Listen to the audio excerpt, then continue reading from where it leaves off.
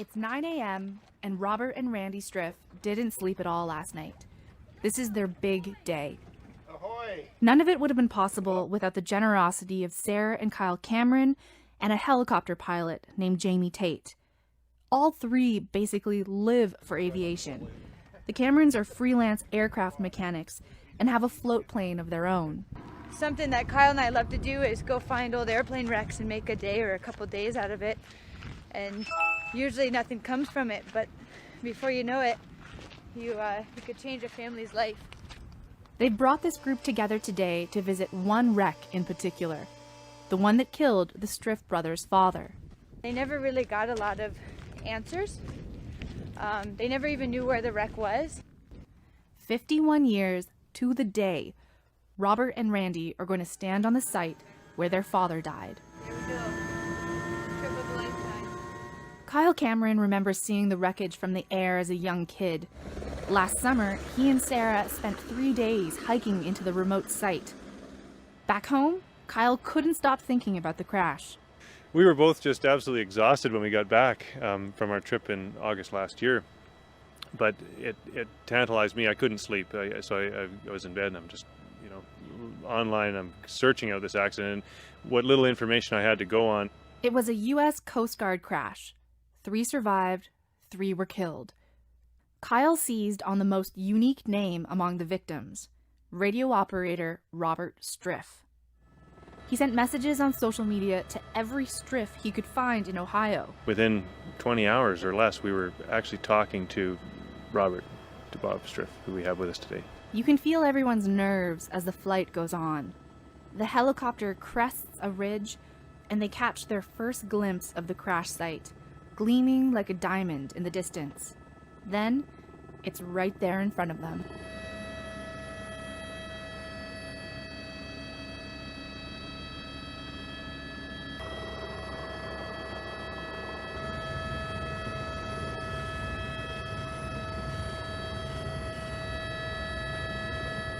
They land and hike up a trail carefully plotted by the Camerons and Tate last week.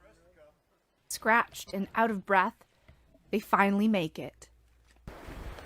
Wow, it's just surreal. Surreal. I'm impressed you're here, boys. I'm impressed I'm here. Yeah. The plane was a Grumman Albatross HU-16, a classic flying boat. Striff and the crew were searching for a missing plane before they crashed.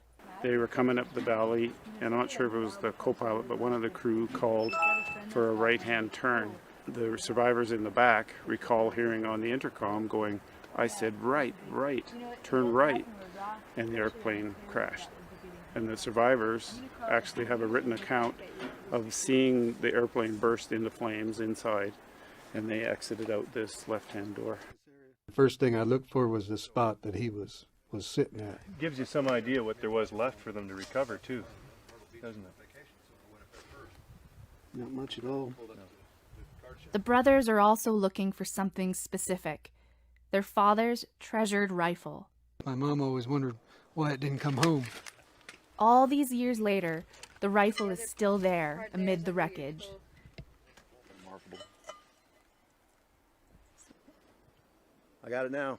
So when our dad passed in this plane crash, our mom basically went with him. Maybe I got a smile out of her. Robert, the oldest, was just 5 when it happened, and Randy was 3. I think growing up without a dad, you're left to figure out a lot of things on your own. The brothers spend hours exploring the wreckage and thinking of their dad. He led us here for a reason, and it was almost like he tapping on my shoulder to say, "Hey, dig here, and you'll find what you're looking for." And the rifle isn't the only treasure they find. They said in the accident report it happened at 10 after 2. And what remains of those little hands are on top of each other at the 2.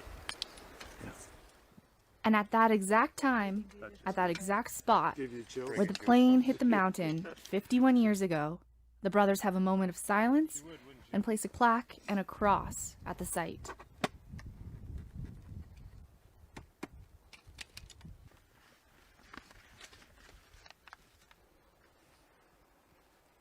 Then it's time to hike down. But there's one more surprise in store. A flight through the glaciers and mountains that surround the place their father died. I've made a lot of mistakes in my life, but I'm happy where I'm at now. I'm happy that we got to come here and put some closure on this.